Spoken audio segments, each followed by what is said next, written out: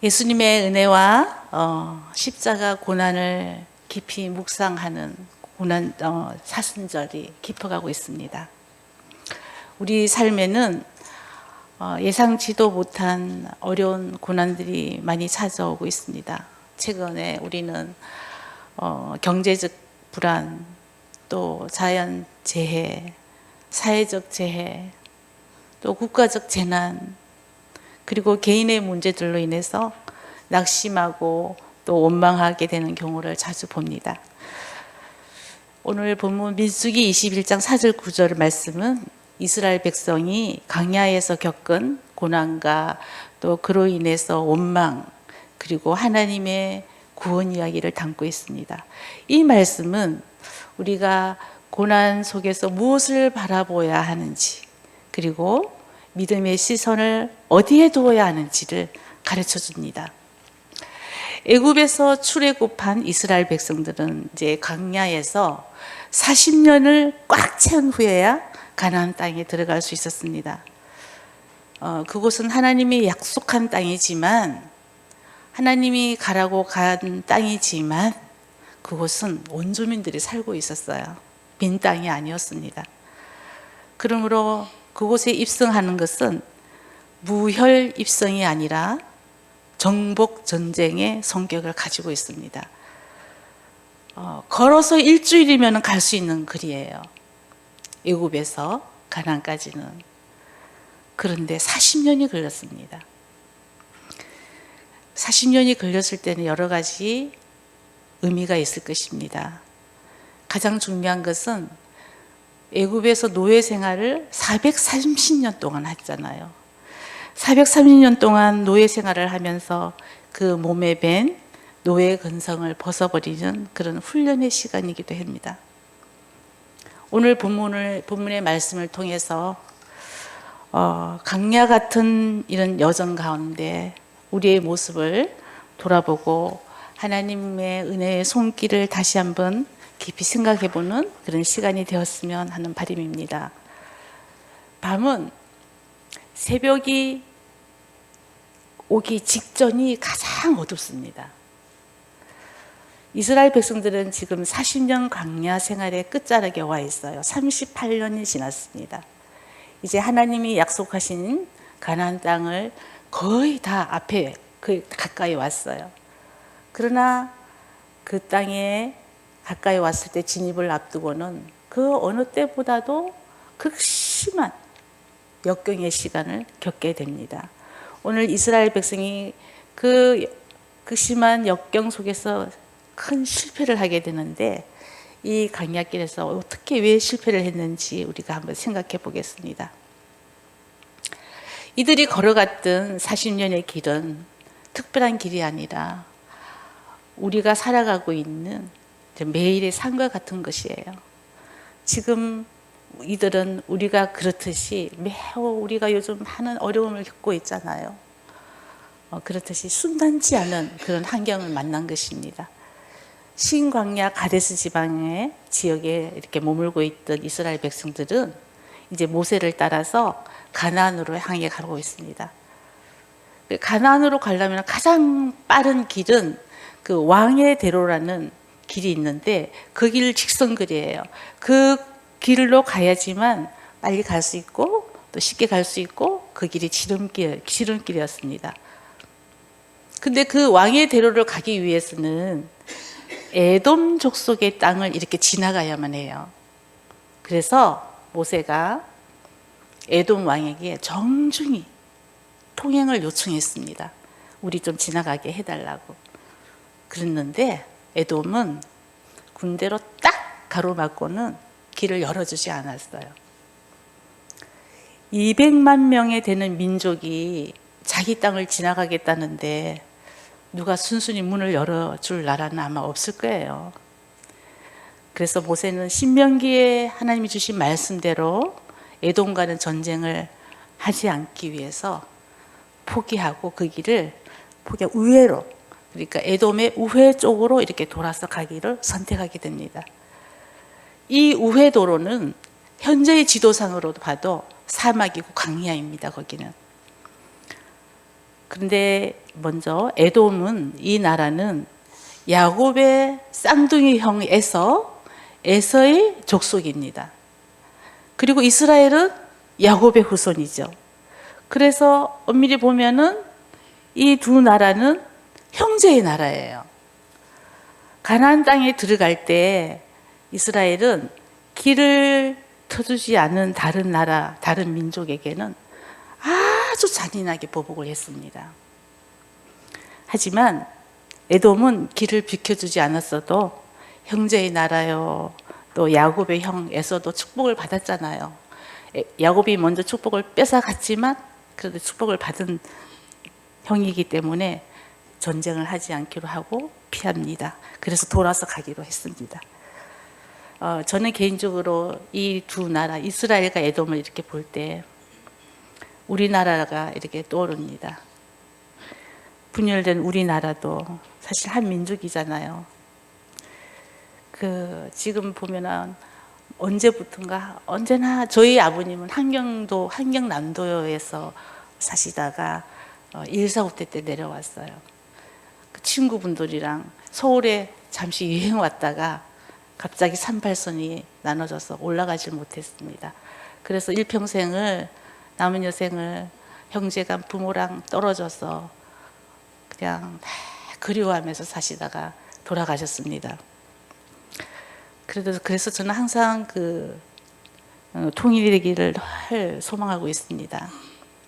하나님께서 우리나라도 하나님의 때가 이르면 강권적으로 인도하셔서 평화 통일을 이룰 날이 오리라 믿습니다.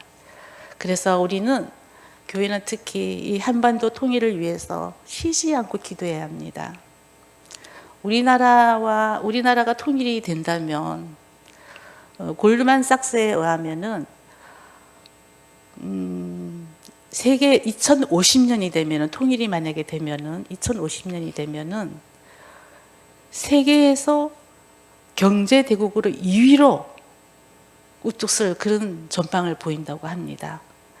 북한의 그런 자원과 노동력과 우리 남한의 그런 자본과 기술력이 이렇게 합해지면 큰 시너지를 이루는 것이죠.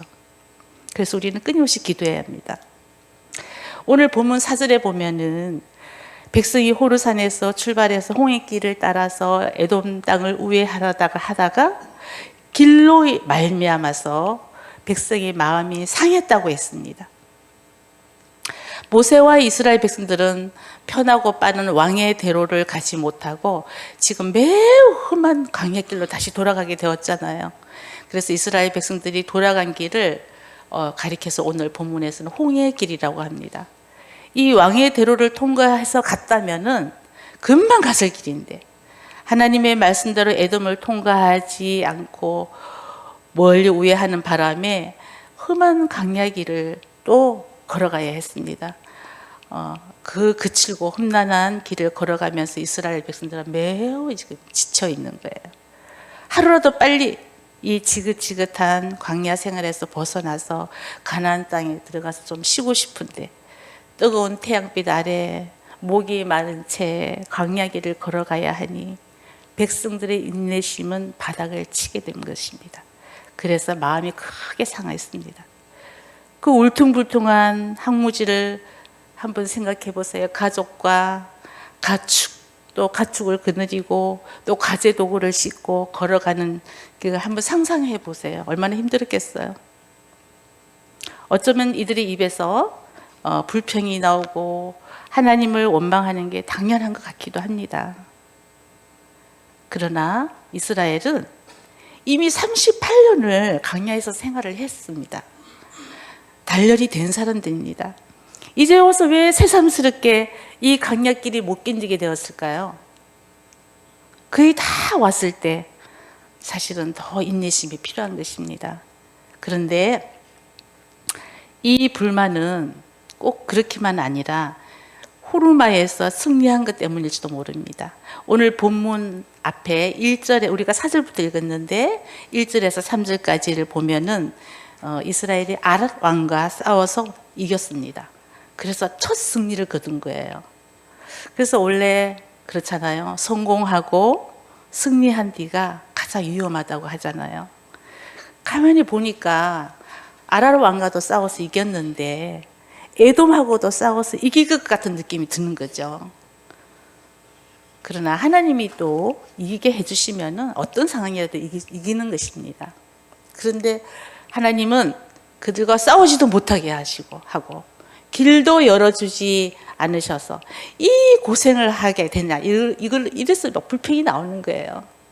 도대체 하나님은 우리 편입니까? 에돔 편입니까? 하는 이런 마음이 드는 거죠. 쉽게 갈 수 있는 길을 눈앞에 두고 가지 못하고 나니 광야길로 가는 것이 더 화가 나고 힘들고 이제 마음이 조급해진 거예요. 우리 5절을 함께 읽어보겠습니다. 21장 5절 시작. 백성이 하나님과 모세를 원망하되 어찌하여 우리를 애굽에서 인도해 내어 이 광야에서 죽게 하는가? 이곳에는 먹을 것도 없고 물도 없도다. 우리 마음이 이 하찮은 음식을 싫어하노라 하네. 싫어한대요. 하나님이 주신 그 양식인데, 민수기서를 보면은 이스라엘 백성들이 힘들 때마다 원망과 불평을 이렇게 반복해서 하는 그런 패턴이 있어요. 오늘 본문도 예외는 아닙니다. 이들은 광야 여정이 힘들어지자 또다시 하나님과 모세를 막 원망하기 시작하는 거예요. 그동안에 하나님이 광야에서 38년을 인도해 오셔서 이런 생존한 자기들인데, 그런데 이렇게 하나님을 오해하고 또 하나님하고의 그 관계 자체를 막 부인하듯이 불평을 내놓는 것입니다. 이거는 아주 큰 문제입니다. 이들은 광야에서 태어난 출애굽 2세들이에요. 지금 1세대들은 거의 다 죽었습니다. 그런데 어쩜 그렇게 부모 세대와 똑같은 원망을 쏟아내고 있는지 모릅니다. 이것이 바로 우리 인간의 죄의 본성 가운데 있다는 것입니다. 사람이 이 마음이 조급해지면 예민해지잖아요. 예민해지고 생각에 날이 섭니다. 그 날이 선 생각이 남을 이렇게 향하게 되면은 그게 바로 원망으로 이렇게 나타나는 것입니다. 어찌하여 우리를 애굽에서 데리고 나왔느냐, 이렇게 모세와 하나님을 원망하게 되는 거죠. 이제 그 원망이 점차 확대되어서 나중에는 거짓말까지 하게 되는 거예요. 먹을 것도 없다, 마실 것도 없다, 이렇게 나오잖아요. 이 보잘것 음식은 이제 진저리가 난다. 먹을 것도 마실 것도 없다고 하면서 하찮은 음식이라고 또 하잖아요. 그럼 음식이 있었다는 얘기 아닙니까? 이걸 아주 모순적인 말을 하고 있는 거예요, 지금. 지난 수십 년 동안 하나님은 광야에서 만나와 메추라기로 그들을 먹이셨고, 또 결코 그 음식은 보잘것없는 음식이 아니에요. 처음에 먹을 때는 꿀처럼 달다고 했어요. 그리고 기쁨과 감사한 마음으로 먹었습니다. 광야 생활을 하면서 끊임없이 이들은 이동해야 돼요. 불기둥과 구름기둥이 나타날 때마다 그 기둥이 움직일 때마다 따라 움직여야 되니까, 그래서 이들에게는 막 움직여야 되니까 음식을 보관할 수도 없잖아요. 뭐 어떻게 보관하겠어요? 당시에 냉장고가 있었겠어요? 그러니까 음식을 보관할 수고도 없어도 되고, 음식을 나르고 뭐 만들어야 재배해야 될 그런 수고를 안 해도 돼요. 하나님이 안식일만 빼놓고 매일 신선한 음식을 공급해 주셨습니다. 이들은 이들의 원망은 오늘 하나님의 그런 선하신 인격을 지금 모독하고 있습니다. 그리고 능력을 믿지도 않고요. 그리고 하나님의 구원을 바라지도 않는 것입니다. 이제는 뭐 하나님이 주신 음식이 하찮은 음식이라고까지 하는 거예요. 이런 본성적인 죄, 이런 죄 속에는 이렇게 치명적인 독이 들어있는 것이 우리들에게도 있습니다. 어떤 일로 큰 궁지에 몰릴 때 우리의 마음에 먼저 이렇게 이런 생각이 들죠. 하나님을 때려치고 싶은 마음이 들 때가 있습니다. 또 일이 잘못되었을 때도 그 화살은 하나님께 원망하는 거죠. 오늘 욥기 23장 2절에 욥이 이렇게 고백합니다. 오늘도 내게 반항하는 마음과 근심이 있나니 내가 받는 재앙이 탄식보다 무거움이라. 아멘. 하나님께서 욥에게 성품이 온전하고 정직하다고 이렇게 말씀한 욥도 지금 자기 속에서 나오는 반항심을 보고 놀랐잖아요. 지금 우리에게 솔직히 말하자면 몸이 좀 아프거나 병이 들면은 하나님께 화를 내고 그러잖아요. 사실은 사람에게 화가 나는 것도 일부는 하나님께 화를 내는 것입니다. 이것이 우리가 영원히 지고 가야 할 죄의 본성인 것입니다. 우리 속에 이런 것이 다 있다는 거예요. 마귀는 이거를 너무 잘 알고 있습니다. 그래서 우리에게 없어 배우는 생활의 문제와 우리에게 생기는 장애 앞에서 마귀는 제일 먼저 하는 것이 하나님께 대한 그런 근본적인 믿음을 뒤흔들어 놓습니다. 이런 사실을 우리는 늘 기억하고 있어야 됩니다. 사실 큰 어려움만 사람을 넘어뜨리는 게 아닙니다. 오히려 사람이 죽을 일이 생기면은 죽을 정도의 고난을 만나면은 정신을 바짝 차리잖아요. 믿음으로 다 그럴 때도 하나님을 더 붙잡잖아요, 우리가. 그리고 하나님을 의지하기 때문에 오히려 큰 힘든 일이라는 상황 속에서는 그 일들을 놀랍게 뛰어넘기도 합니다. 그런데 계속 지루하게 이어지는 불안, 불편함과 또 신경 쓰이는 그런 자질구레한 일들이 계속되면은 오히려 더 쉽게 불평이 나오고 믿음이 메발라가기 시작합니다. 처음에는 이스라엘 백성들이 길 때문에 하나님을 원망하더니 이제 그 다음에는 그동안 받은 은혜를 다 뒤엎을 듯이 합니다. 지금 그러니까 조급한 마음이 원망을 낳고 원망은 거짓말을 낳는 거죠. 이스라엘이 지난 40년 동안 길이 험해서 죽은 사람도 없고 먹을 것이 없어서 죽은 사람도 없습니다. 물이 없어서 탈지해서 죽은 사람도 없고 신발도 해지지 않았다고 했습니다. 광야 생활 동안. 그러니까 하나님의 끝없는 보호와 공급이 있었다는 거예요. 광야에서 죽은 사람들은 그래서 죽은 것이 아니라 죄를 지어서 죽었습니다. 많은 사람들이 광야에서 죄를 짓고 하나님의 징계로 죽었어요. 우리가 힘들어 죽겠다. 이게 해결하지 못하면 정말 죽을 것 같아. 그런 문제로는 죽지 않습니다. 하나님을 더 이상 신뢰하지 않고 하나님을 밀어내면은 그게 우리를 죽기까지 몰아갑니다. 그래서 모든 것은 영적인 것이 먼저 지배를 하는 것입니다. 삶의 어떤 크고 작은 문제들이 우리 앞에 닥친다고 해도 절대로 하나님의 은혜를 가볍게 느끼는 그런 어리석음은 범하지 않으시길 바랍니다. 어떤 상황이 와도 예수님 믿는 것을 한순간도 놓지 말아야 됩니다. 모든 일은 예수님의 손에 있고 예수님을 믿으면은 무엇이든지 이겨나갈 수 있습니다. 우리는 그런 확고한 믿음을 가져야 합니다. 우리 6절을 함께 읽어보겠습니다. 6절 시작.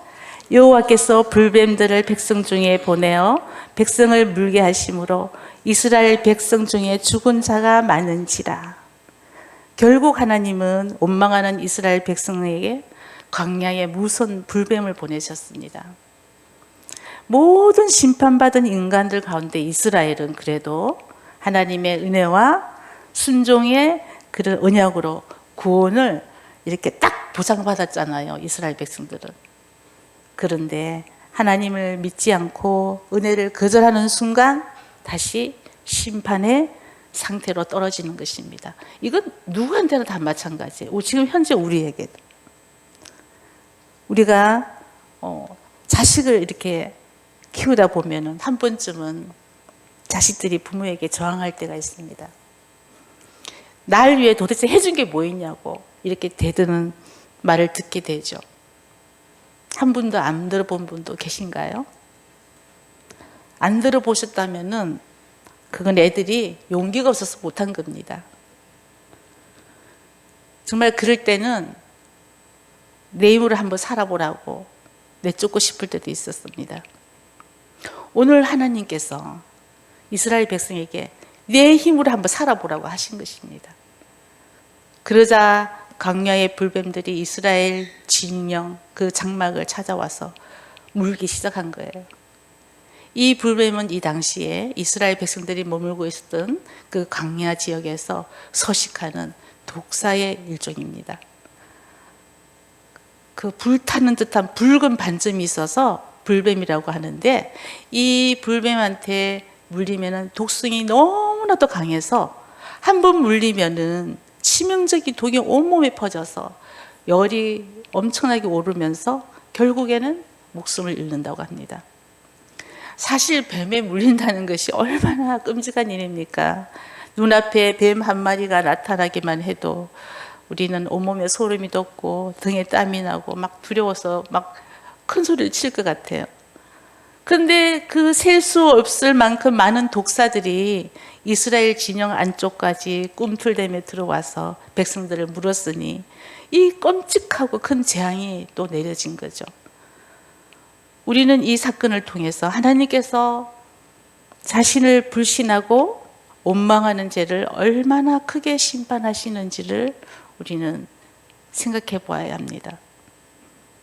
이 사건으로 인하여서 오히려 이들은 당연하게 생각하였던 40년간 하나님께 어떤 은혜를 입으며 살았는지를 알게 됩니다. 하나님은 그동안 생존이 불가능한 그 광야에서 그들을 인도하신 것입니다. 구름 기둥과 불 기둥, 매일의 양식, 그리고 그동안에 불뱀과 정갈이 득실되는 그런 광야였어요. 그 불뱀들이 갑자기 나타난 게 아니고 항상 거기에 서식하는 그런 독사들입니다. 그런데 그동안에 한 사람도 뱀에 물려서 죽지도 않았고 그랬습니다. 그러니 그동안에 뱀이 있었지만 하나님께서 보호해 주셨고 그 진영을 지켜주신 것이었습니다. 그것은 하나하나가 광야에서 있을 수 없는 그런 기적적인 것이에요. 그래서 우리의 매일의 이 일상이 기적인 거예요. 우리가 그렇잖아요. 요즘도 많이 느끼잖아요. 하나님께서 우리를 늘 지켜 보호해 주시기 때문에 우리가 위험에 처하지 않고 이렇게 살아갈 수 있는 것입니다. 우리의 이런 매일의 일상의 기적이 그냥 무감각하게 돼 있다면 어떻게 보면 당연하게 생각을 하게 됩니다. 그럼 당연은 머지않아 불평이 됩니다. 한 학생이 이제 대학교를 가게 되었어요. 대학교를 가게 되었는데 학교와 집 거리는 너무 멀어서 부모와 이제 독립을 해서 학교를 다니게 되었습니다. 그래서 이제 부모님에게 자유도 얻었고 독립되니까 너무 좋은 거죠. 그래서 학교 부근에다가 거처를 마련하고 이제 부모와 떨어진 생활을 하는데, 이제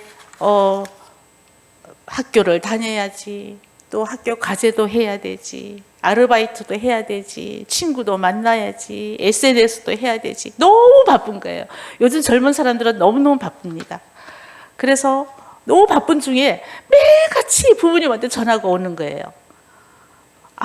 너무 귀찮은 거예요. 그것도 엄마는 똑같은 말을 매일 하는 거예요. 밥은 먹었니? 날씨가 추우니까 옷 따뜻하게 입고 다녀라. 힘들면 집으로 와. 반찬은 먹을 거 있니? 매일 그래 똑같은 말을 하는 거예요. 그러니까 너무너무 바쁘고 막 귀찮으니까 막 어떨 때는 짜증내면서 빨리 전화를 끊고 그랬었어요. 그런데 어느 날 바쁘다 보니까 엄마한테 전화가 오는 걸 못 받았어요, 그날은. 그런데 그 이후로는 이상하게 전화가 오지 않는 거예요.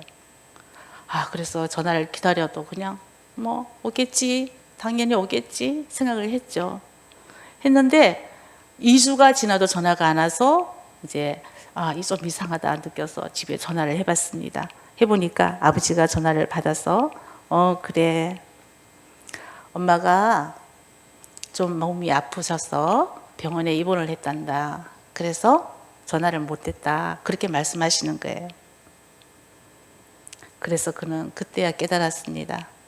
늘 들려오던 엄마의 목소리가 얼마나 큰 사랑이었는지, 또 얼마나 그 당연하게 여겼던 엄마의 전화가 얼마나 소중한 것이었는지, 우리가 지금 당연하게 여기는 것을, 이런 것들은 이 당연한 것이 사라지고 나면은 그 소중함을 깨닫게 되는 참 안타까움이 있습니다. 성도 여러분, 지금 부모님의 사랑과 또 나의 가족, 또 친구의 관심, 건강한 몸, 이렇게 예배 드릴 수 있는 은혜, 이런 거 모든 것이 지금 혹시 우리에게 너무 익숙해져서 당연하게 느끼고 있지는 않으신지요?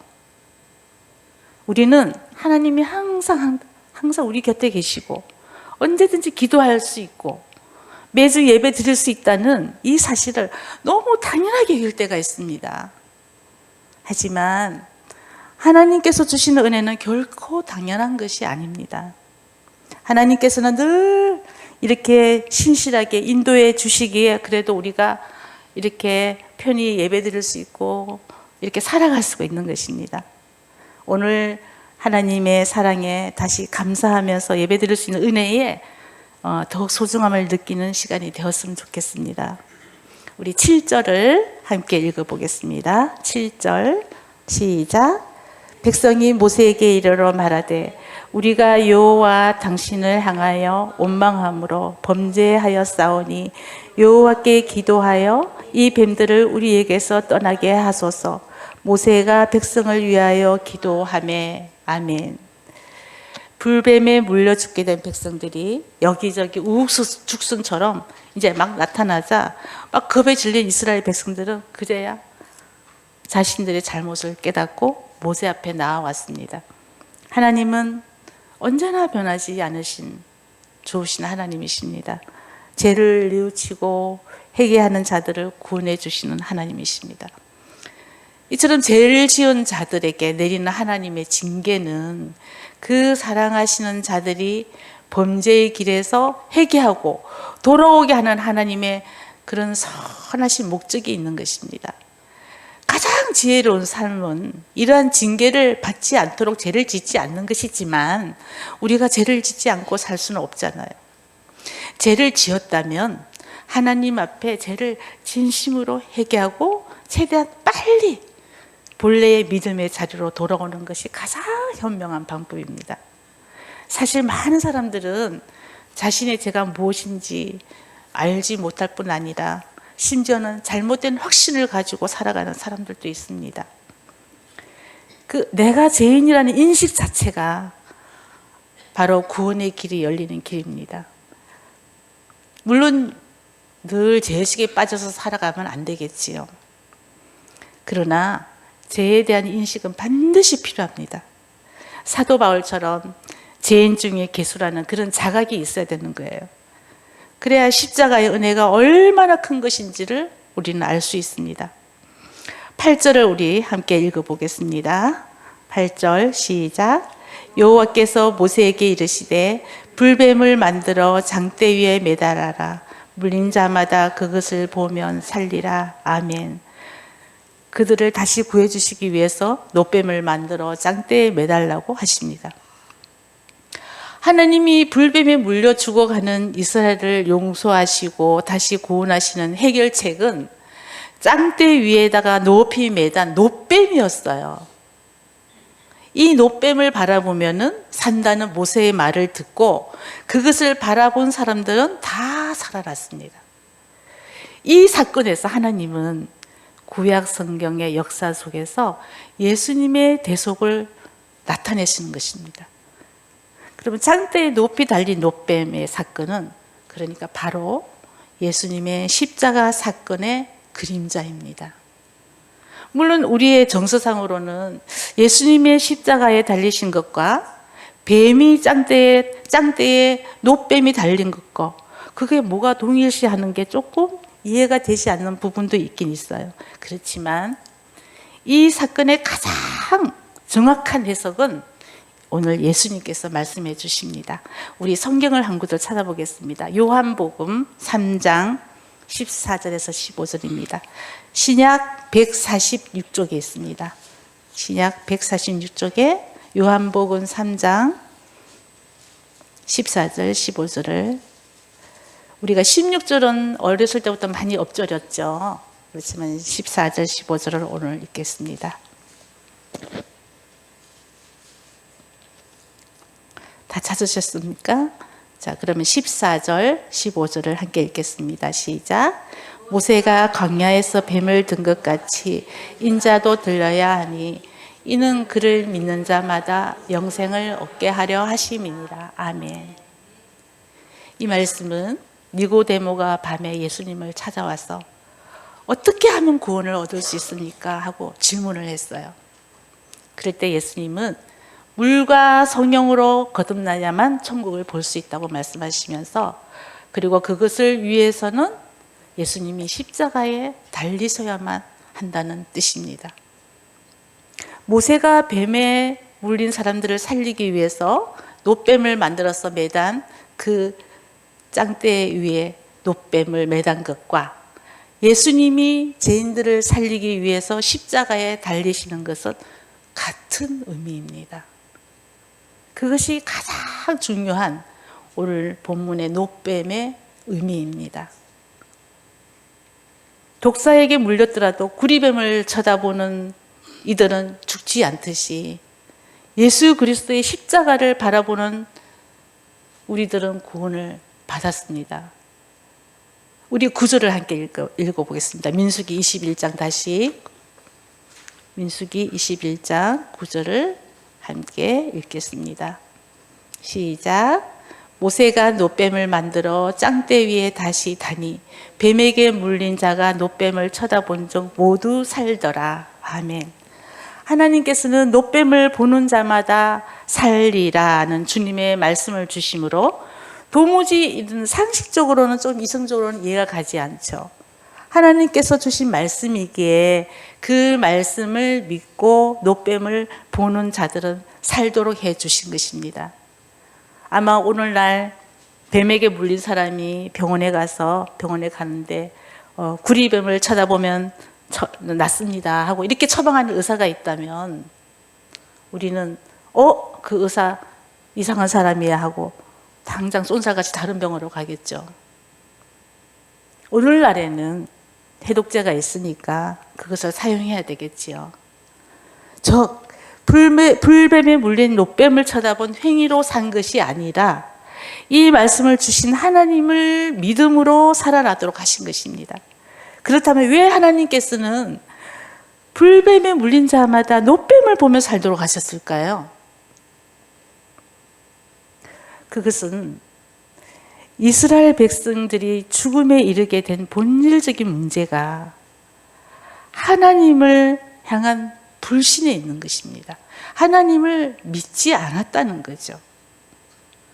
본문의 짱대 위에 달린 놋뱀을 바라본 자는 살아난 것처럼 십자가에 달려 돌아가신 예수 그리스도가 내 죄를 대신하여 죽으심으로 말미암아 하나님께서 날 구원해 주신다는 그 믿음을 갖기만 하면 죽지 아니하고 우리는 영원한 생명을 얻는 것입니다.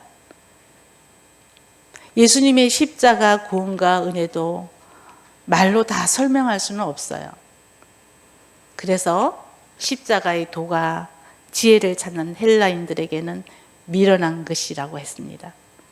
말로 다 설명할 수 없지만 십자가를 바라보는 이들은 구원을 얻을 것이다. 이것이 복음의 내용입니다. 우리가 복음의 내용은 십자가를 바라보는 이들은 구원을 얻을 것이다입니다. 그러나 기억해야 합니다. 구리뱀 자체가 능력이 아니라 구리뱀을 통해서 하나님이 일하시는 것이고, 또 십자가 자체가 아니라 십자가를 통해서 예수 그리스도가 일하시는 것입니다. 구리뱀이나 십자가가 전부인 것처럼 생각하고 그거를 숭배한다면 그건 우상 숭배예요. 우리는 구리뱀과 십자가 너머에 있는 하나님의 사랑을 이렇게 바라보아야 합니다. 그리고 또 하나 기억할 것은 하나님의 심판은 우리를 멸망시키려고 심판하시는 것이 아니라 하나님의 은혜를 우리에게 스며들게 하시기 위한 수단인 것입니다. 하나님께서는 불뱀을 보내셨지만 회개하는 자들에게는 놋뱀을 통해서 용서하시고 치유하시는 분이심을 오늘 나타내신 것입니다. 이 사건으로 조급증에 빠져서 원망하고 불평하던 이스라엘의 굳은 마음을 부드럽게 하시고, 또 하나님께서는 이 불뱀을 보내신 그 목적을 이루신 것입니다. 광야와 같은 세상을 우리는 살아갑니다. 우리도 불뱀에 물릴 때가 있어요. 내 잘못 때문에 물릴 수도 있고 그냥 물릴 수도 있어요. 광야에는 독사가 많기 때문입니다. 그러나 그 시간은 하나님께서 우리를 내치려고 하시는 것이 아니라 오히려 은혜를 베푸시려고 하는 시간임을 기억하셔야 합니다. 호주에는 양을 많이 기른다고 합니다. 한 번은 양떼를 이렇게 지키는 목자가 언덕 위에 서서 이렇게 내려다 보니까 독수리 한 마리가 쏜살같이 내려와서 어린 양 한 마리를 탁 낚아채려고 하는 거예요. 그러자 어미 양이 쫓아와서는 그냥 독수리와 막 엉켜 싸우는 거예요. 근데 갑자기 독수리가 그냥 휙 날아가 버리는 걸 보고 막 뛰어와 보니까 어미 양이 독수리에게 눈을 막 쫓아가지고 눈을 완전히 눈을 보지도 못하고 안 보인 채 그냥 피를 흘리면서 서 있는 거예요. 그 어린 양, 아기 양은 어미 양 내 다리 속에 들어가 있어가지고 안전했다고 합니다. 그래, 어미는 자기가 도망갈 수도 있지만 자신이 도망가면은 새끼 양이 독수리 밥이 된다는 것을 알기 때문에 도망가지 않고 자기 새끼를 지키기 위해서 두 눈을 잃었습니다. 이와 같이 예수 그리스도께서 우리를 구하시기 위해 십자가 위에서 피를 흘리며 죽으심으로 우리는 살게 된 것입니다. 말씀을 정리하겠습니다. 우리도 삶의 어려움 속에서 쉽게 불평과 원망에 빠질 때가 있어요. 그러나 원망은 문제를 절대로 해결하지 못합니다. 오히려 하나님의 은혜와 약속을 잊어버리게 만드는 거예요. 우리는 이런 고난 속에서도 하나님이 주신 은혜를 기억하며 감사해야 합니다. 그것이 가장 그 고난을 빨리 이겨낼 수 있는 지름길이에요. 사랑하는 성도 여러분, 지금 사순절을 보내는 삶의 여정에서 조급함이 혹시 있으신가요? 하나님을 원망하고 싶은 그런 마음이 들 때가 있으신가요? 천천히 기다리며 오늘 주신 말씀 속에 장대 위에 구운 십자가에 매달리신 예수 그리스도를 바라보세요. 독사에 물렸어도 짱대에 높이 달린 놋뱀을 바라본 이들이 살아난 것처럼 십자가의 예수님을 매 순간마다 우리가 바라보며 사는 분들은 불뱀이 득실거리는 세상에라도 넉넉히 살아갈 수가 있습니다. 우리 신금호 교회 성도 여러분들은 그런 모든 분들이 되시길 주님의 이름으로 축원합니다. 기도하시겠습니다. 주님, 이 세상은 참 아름답기도 하지만 어려운 일들이 많이 우리들을 불안케 합니다. 강야와 같아서 우리의 삶이 평탄하지만은 않습니다. 그래서 때로는 다 된 일이 이루어지지 않는다고, 왜 하나님은 속히 내 일을 이루어지지 않느냐고 불평하고 조급한 마음에 하나님을 원망할 때가 있습니다. 그럼에도 불뱀에 물려 죽어버릴 우리 인생을 살리기 위하여 우리 예수 그리스도를 보내주시고 십자가 보혈로 우리를 구원하시는 주님을 찬양합니다. 주님, 우리가 그 예수님을 믿고 신뢰하며 광야 같은 인생길에서 짱대 위의 놋뱀처럼 우리를 위해 달리신 예수님의 십자가만 바라보며 하나님의 은혜를 더욱 누리며 감사와 믿음으로 살아가는 우리 모두가 다 되게 하여 주시옵소서. 예수님의 이름으로 기도드립니다. 아멘.